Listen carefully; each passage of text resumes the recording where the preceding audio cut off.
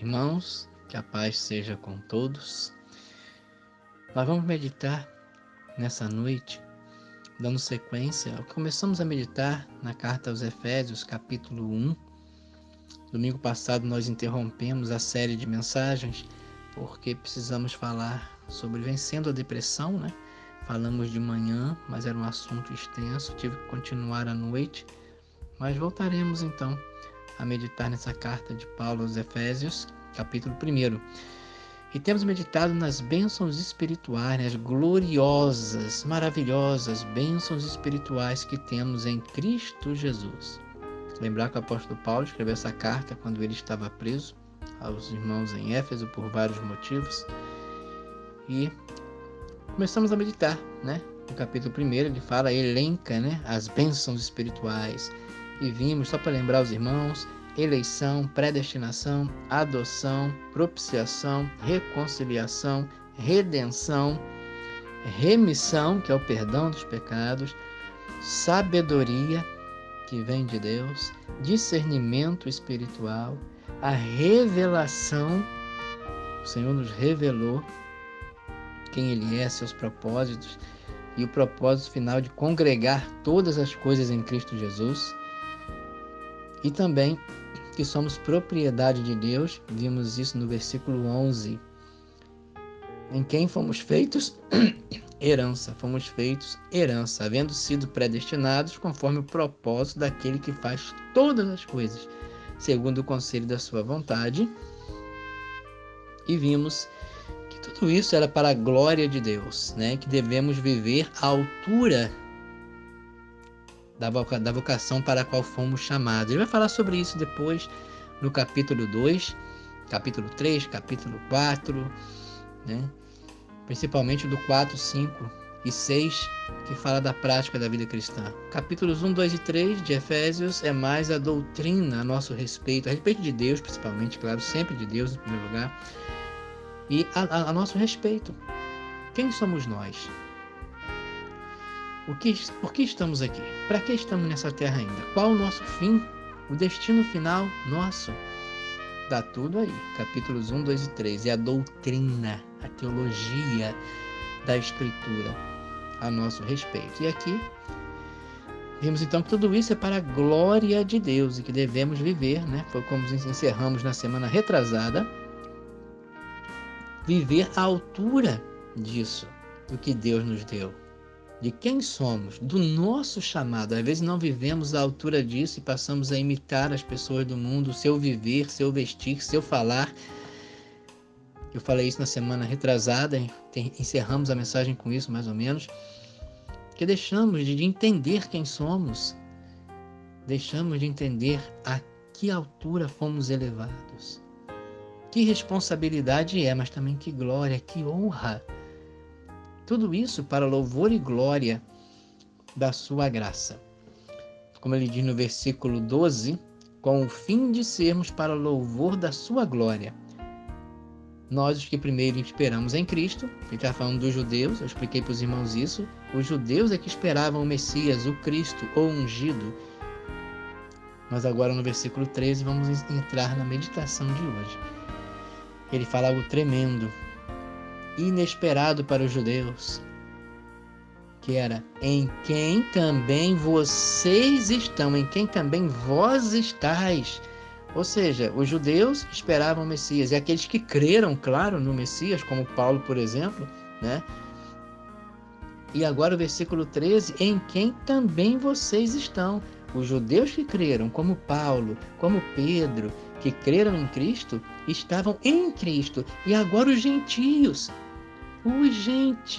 impensável, inimaginável, que os gentios pudessem estar em Cristo, serem salvos.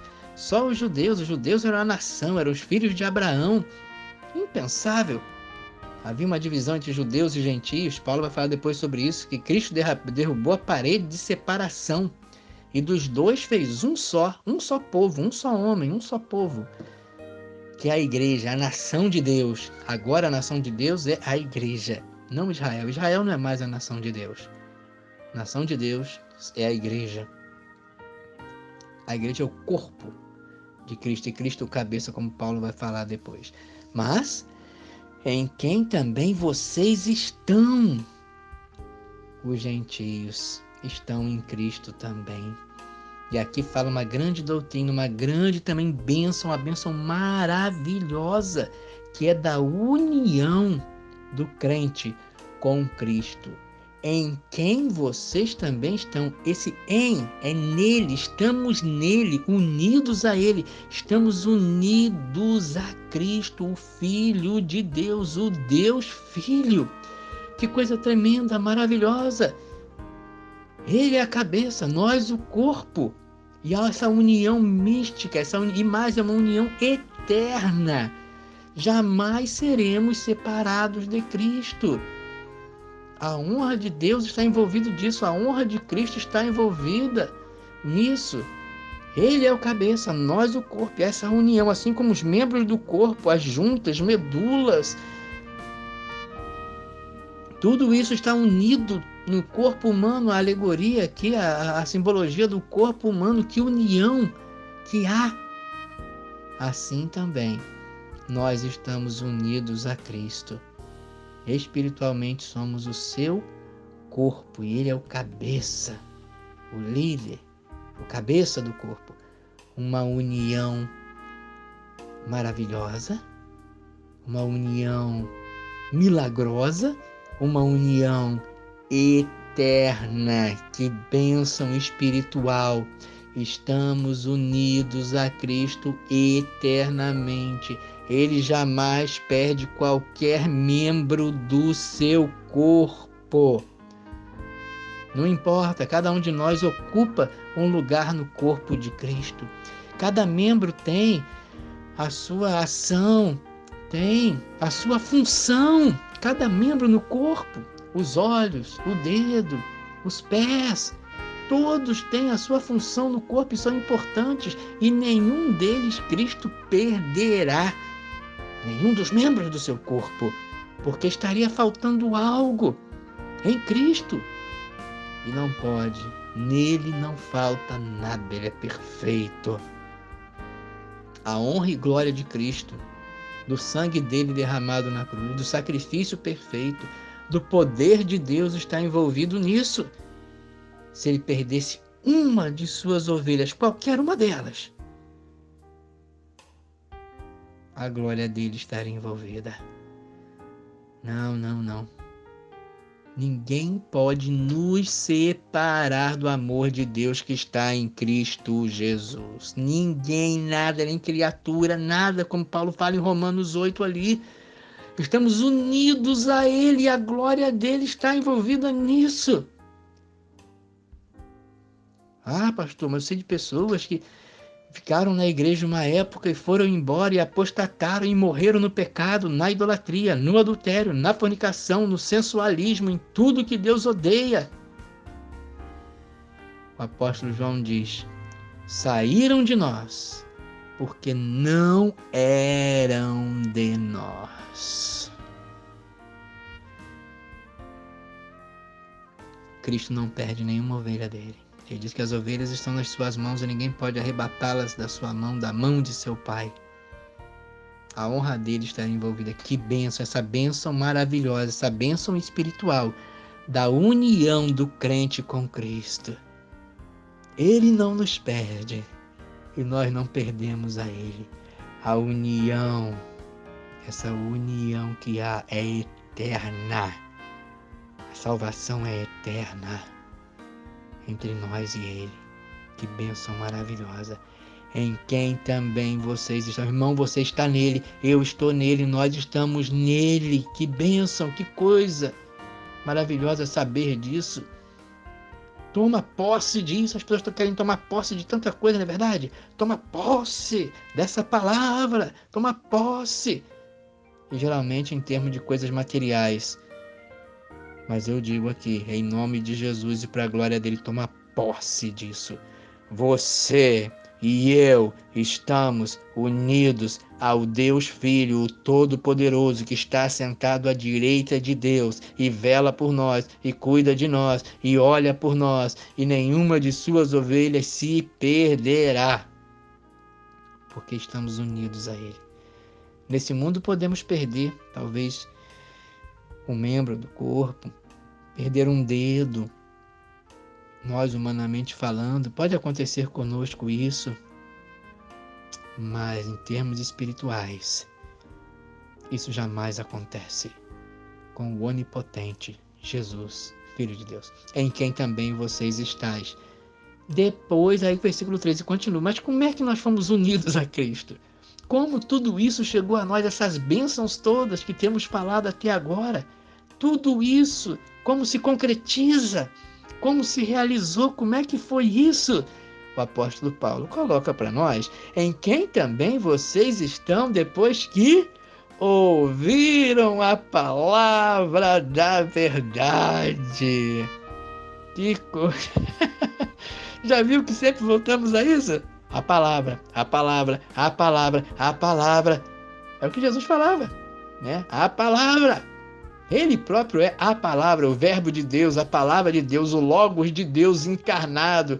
Depois que vocês ouviram a palavra da verdade, como é importante a palavra de Deus, irmãos, como isso operou em minha vida poderosamente, opera na sua vida poderosamente, nos uniu a Cristo, depois que vocês ouviram a palavra, como é importante ouvir a palavra.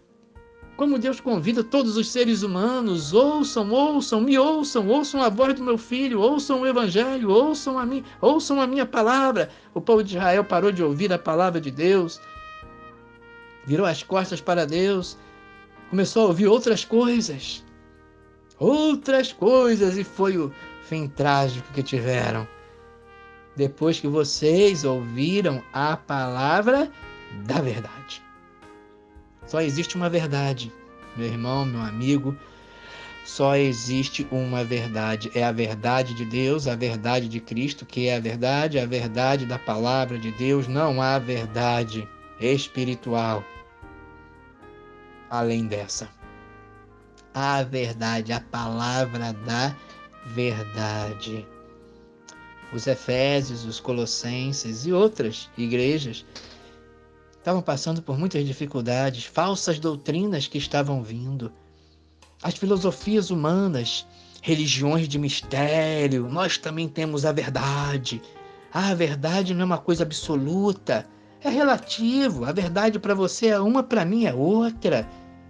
O cristianismo só que é a verdade? Não. As religiões de mistério, as religiões esotéricas, as religiões do orientais também são verdades. Sem falar nas chamadas evangélicos, né, que acabam acrescentando verdades à verdade, que não são verdades nenhuma. Verdade só há uma única verdade. Ele continua, o evangelho da vossa salvação, que é a verdade. Então aquelas igrejas estavam enfrentando dificuldades e depois, mais na frente, ele vai orar para que Deus iluminasse a mente daqueles crentes, porque outras verdades, né, estavam sendo anunciadas e os olhos deles estavam sendo atraídos por aquelas verdades, aquelas luzes daquela época. E a mente deles estava ficando obscurecida, confusa. E Paulo vai falar, orar para que Deus iluminasse os olhos do entendimento, aclareasse a mente daquelas igrejas, daqueles que estavam começando a se deixar levar por outras verdades, estavam ficando confusos, seu entendimento obscurecendo. Não. Só há uma luz apenas, o resto, trevas. Em termos espirituais, só há uma verdade, a verdade é única. Então, depois que vocês ouviram a palavra da verdade, é que veio a união com Cristo. É que veio tudo, toda a salvação, tudo que falamos até agora é em Cristo Jesus, não é? Lembra? Tudo é em Cristo, em Cristo, em Cristo. Em quem? Em Cristo. Depois que ouvistes a palavra da verdade, que palavra da verdade é essa? Onde está a verdade?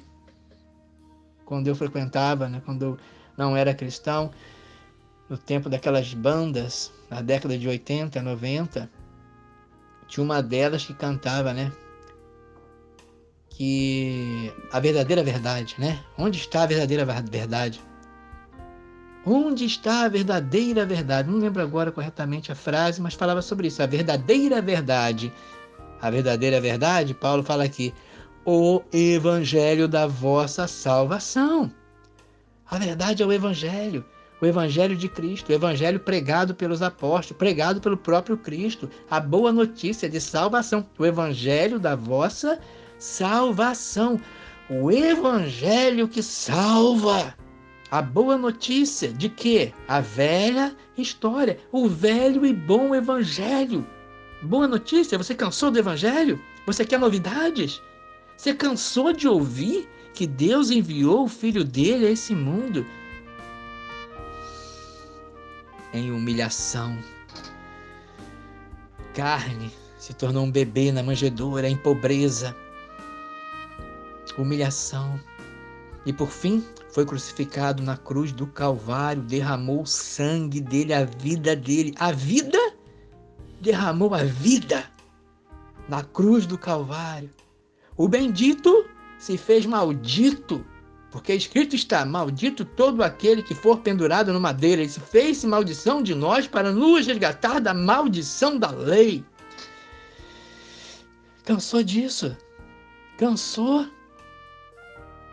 de ouvir que ele derramou o sangue pelos teus pecados para te salvar e que ele ressuscitou no terceiro dia e que ele está agora à direita de Deus?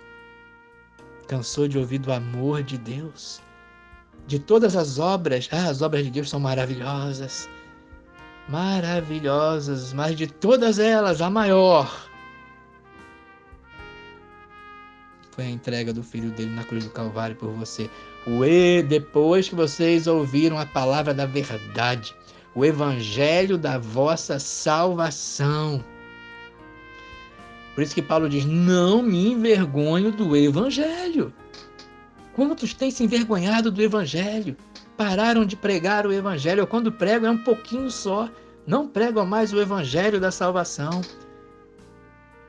Pregam filosofias, pregam poesia, pregam discursos humanos, pregam psicologia humana, pregam tudo, menos o evangelho.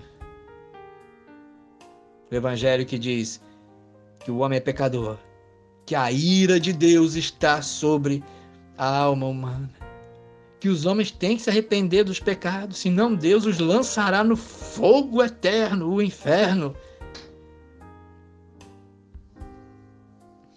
O evangelho que Deus amou tanto o homem e derramou a ira dele sobre o próprio Filho. O evangelho da vossa salvação. Paulo, não me envergonho do evangelho de Cristo, por quê? Pois ele, o evangelho, é o poder de Deus para a salvação de todo aquele que crê. Primeiramente do judeu e depois do gentio. Porque no evangelho se descobre a justiça de Deus, como está escrito, o justo viverá da fé. Não me envergonho do evangelho. Você tem se envergonhado do evangelho? As igrejas têm se envergonhado do evangelho? Sim, a união com Cristo só vem depois que a pessoa ouve a palavra da verdade, o evangelho da nossa salvação. Ela pode ouvir sobre prosperidade financeira, prosperidade da saúde, né, curas, ouvir tudo isso. Mas se ela não ouve o evangelho, não se arrepende, não crê em Cristo Jesus, ela está completamente perdida e não está unida a Cristo. A união com Cristo vem disso, de ouvir a palavra da verdade. E que palavra é essa? O evangelho da vossa salvação, o evangelho da salvação. E continua o versículo, tendo nele, no evangelho, crido, e tendo crido no evangelho, tem que ouvir e crer. Há quanto tempo você ouve o evangelho? Há quanto tempo você ouve a pregação da verdade? Não basta apenas ouvir. Tem que ouvir e ouvir o evangelho, o que é certo, a verdade, mas não só ouvir, também crer. Crer, acreditar, Confiar, o que leva ao arrependimento. E confiança somente em Jesus Cristo como Salvador, uma nova vida, uma vida transformada. Tem que ouvir e crer. Eu acredito. Não é só isso. É uma fé verdadeira, poderosa, que leva a uma transformação. Transformação de vida. Novidade de vida, diz a Escritura. Crer, ouvir e crer. Quantas vezes você já ouviu o Evangelho? Você creu? Realmente creu? Quantas pessoas ouviram o próprio Filho de Deus, Jesus Cristo, o ungido, o Messias, com autoridade, com poder? Ouviram, mas não creram. Quantos ouviram os apóstolos, cheios do Espírito Santo, com poder? Ouviram. Graças a Deus, muitos ouviram e creram. Mas outros também ouviram e não creram. Você creu? Ouvi e nele também crido. Ouvido o Evangelho, creram. E assim, por ter ouvido a verdade, como é importante um local, uma igreja, um púlpito em que o Evangelho é pregado. Quantas almas são conduzidas à eternidade, mas que miséria! São locais que se chamam pelo nome de Deus e não pregam o Evangelho. Quantas almas podem ter 1.000, 2.000 pessoas membros, mas quantos deles estarão unidos a Cristo se jamais ouviram a verdade, jamais ouviram o Evangelho? E se não ouviram, também não creram. Creram em outras coisas, não no Evangelho. Louvado seja Deus por essas igrejas, locais, praças, em que o Evangelho verdadeiro é pregado e pessoas ouvem e não zombam, não escarnecem, não tapam os ouvidos. Pelo contrário, creem. Elas são unidas a Cristo e são salvas. Louvado seja Deus. E continua o texto. O Evangelho da vossa salvação, e tendo nele, no Evangelho também crido, fostes selados com o Espírito Santo da promessa. Outra bênção maravilhosa aqui. Quando a pessoa ouve e crê, além de ser unida a Cristo, ela é selada, marcada com o Espírito Santo da promessa, ou seja, ela passa a ser a habitação do Espírito Santo de Deus. Selar aqui é um símbolo, uma ideia que Paulo usa com relação aos reis no passado. Eles tinham assim um anel que tinha o selo do rei. Correspondências, muitas vezes, a carta selavam ali com um anel o selo do rei para autenticar aquele documento. E ninguém poderia rasgar aquela carta, tirar, romper aquele selo. Se rompesse, teria problema. Verificariam que aquela carta foi violada. Mas a ideia do selo aqui é marca mesmo, é estar marcado, selado, o anel do rei. E a ideia aqui para nós é Cristo Jesus. Ele enviou o Espírito Santo. E assim também nós somos selados com o Espírito Santo da promessa. O Espírito foi prometido lá no profeta Joel. Diz que Deus derramaria do seu Espírito sobre toda a carne. Não seria mais só apenas alguns, como era no Antigo Testamento, para determinada obra. Mas o grande mistério é que na nova dispensação, na nova aliança, cada crente teria o Espírito Santo habitando dentro dele. E o próprio Jesus Cristo disse isso também. Fala de promessa aqui do profeta Joel e fala de Cristo também. Que aguardar em Jerusalém, até que do alto sejais revestidos de poder.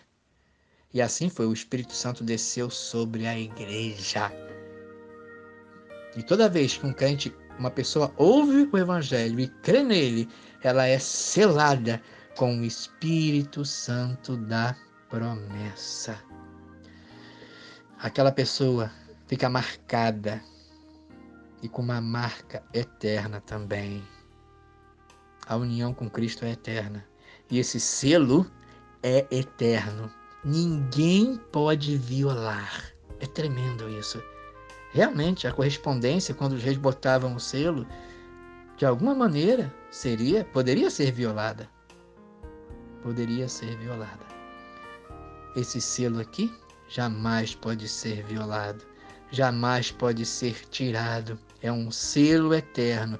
O Espírito Santo de Deus, que é Deus o Espírito, a terceira pessoa da Trindade divina, habita dentro do crente, habita dentro de mim, habita dentro de você que crê em Cristo Jesus. O Espírito da promessa vem sobre nós. Deus cumpre a sua promessa. Deus nunca deixou cair nenhuma de suas promessas.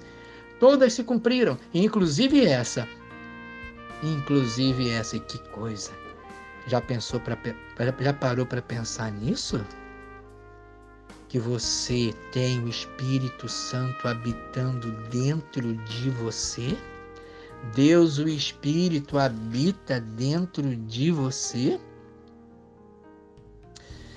Olha o que diz o apóstolo Paulo em 1 Coríntios, capítulo 6. Diz assim: ou não sabeis, ou seja, você crente não sabe disso? Ou não sabeis que o nosso corpo é o templo do Espírito Santo que habita em vocês? Que declaração! Que doutrina verdadeira! Não é doutrina, é teoria. A doutrina é teoria, é coisa teórica. Não há nada mais prático para a nossa vida, para a redenção da nossa alma, para a salvação das nossas vidas, do que essa verdade gloriosa. Não sabe, crente, você não sabe que o nosso corpo é o templo do Espírito Santo que habita em vocês, está aí dentro de vocês. Você dorme, ele está aí, você acorda, ele está aí. Você vai almoçar, ele está contigo aí dentro.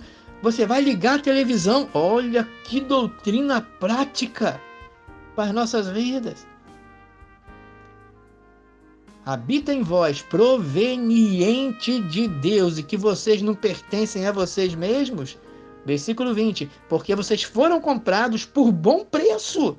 O preço do sangue de Cristo Jesus. O alto preço, o altíssimo preço. Porque vocês foram comprados por bom preço. Glorifiquem, pois, a Deus no vosso corpo. Dai glória a Deus através do vosso corpo e no vosso espírito, os quais pertencem a Deus. Que doutrina gloriosa, espantosa, saber que o Espírito de Deus habita dentro de nós. Nós somos o templo do Deus Espírito, de Deus o Espírito. Não é à toa que Paulo escrevendo essa carta aos Coríntios, ele diz o seguinte, nesse mesmo capítulo aí, ele diz no versículo 15, não sabeis? É interessante que nesse capítulo 6 ele várias vezes usa esse termo, não sabeis? Ele diz assim, no versículo 2, não sabeis vós, os santos, que os santos hão de julgar o mundo? Versículo 3, não sabeis vós, que havemos de julgar os anjos? Depois, no versículo 9, não sabeis que os injustos não hão de herdar o reino de Deus? Não errem, não se enganem, vocês não sabem disso? Nem os devassos, nem os idólatras, nem os adúlteros, nem os efeminados, nem os sodomitas, nem os ladrões, nem os avarentos, nem os bêbados, nem os maldizentes, nem os roubadores herdarão o reino de Deus. E é o que alguns têm sido.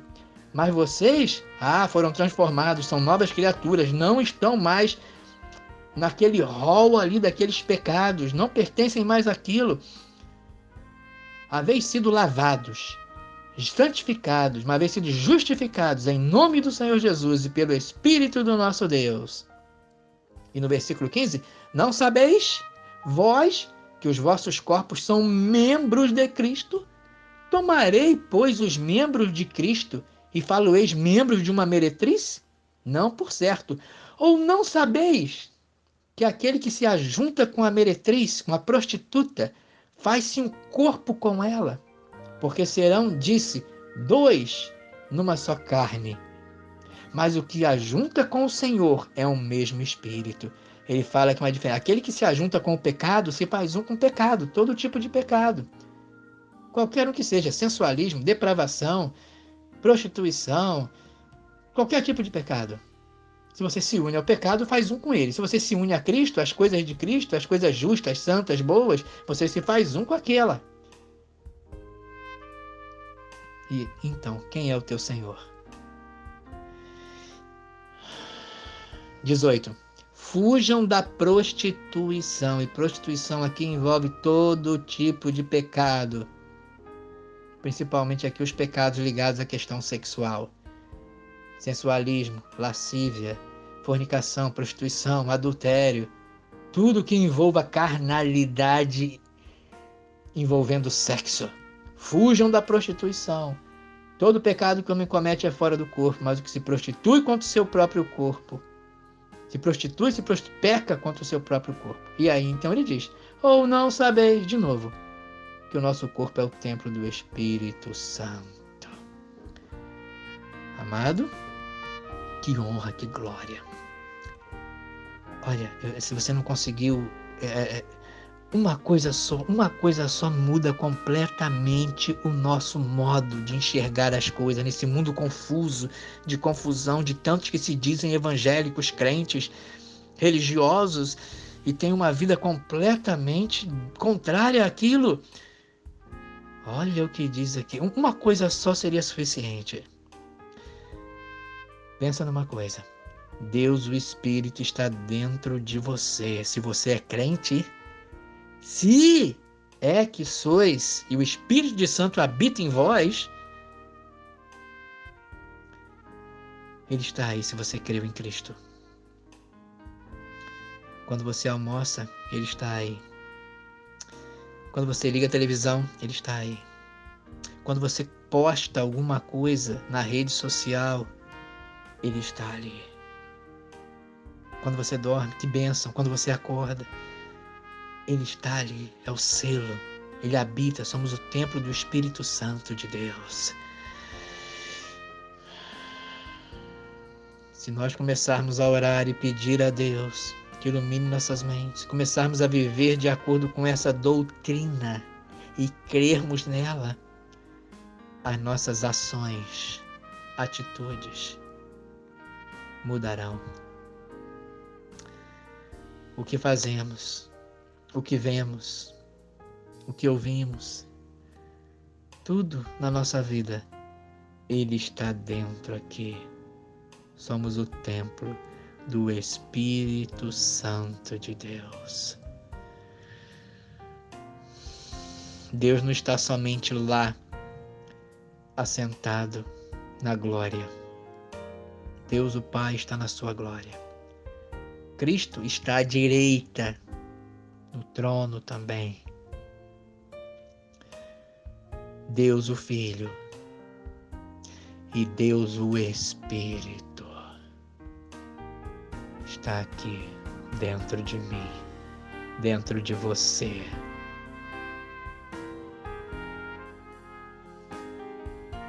O que dizer disso? Como viver? Primeiro, viver em temor. Temor. Segundo, viver em louvor. Em louvor a Deus por essa bênção maravilhosa. Deus, o Espírito. É por isso que o Senhor não nos abandona nunca. Deus é um só. As três pessoas da Trindade. Uma delas está dentro de nós e o próprio Deus. Esse é um mistério glorioso. Deus está dentro de nós. Então, nessa noite, eu dá vontade de continuar para o versículo 14, o qual é o penhor da nossa herança. O Espírito Santo é o penhor da nossa herança, é segurança para nós de que a redenção vai acontecer. Está tudo guardado para nós, a possessão de Deus, para o louvor da sua glória, mas não vai dar para ver hoje. Semana que vem, permitindo o Senhor, o versículo 14, que é tremendo, fala que o Espírito Santo é o penhor, é a segurança em nós da nossa salvação, de tudo que vai acontecer. Estamos seguros, firmes, porque Ele nos selou, estamos marcados. Então, glória a Deus pelas bênçãos espirituais que vimos hoje. A união com Deus, o Filho. Depois que ouvimos o Evangelho, a palavra da verdade, o Evangelho da nossa salvação, e tendo também crido, fomos selados, o selo com o Espírito Santo, e passamos a ser morada de Deus. Louvor seja dado. Para louvor da sua glória, termina o versículo 14, mas nós vamos deixar o versículo 14 para a semana que vem. Porém, para louvor da sua glória, louvado seja Deus. As gloriosas, maravilhosas, estupendas bênçãos espirituais que temos em Cristo Jesus, que nos devem fazer temer e ao mesmo tempo louvar esse Deus glorioso. Bendito seja Deus, louvado seja o Senhor. E mais uma vez Paulo eleva em louvor a Deus. Semana que vem, permitindo o Senhor, veremos o penhor. O Espírito Santo é o penhor, a segurança que Deus nos deu, que tudo mais vai se cumprir. Doutrina maravilhosa. Permitindo o Senhor, continuaremos no próximo domingo à noite. Amém.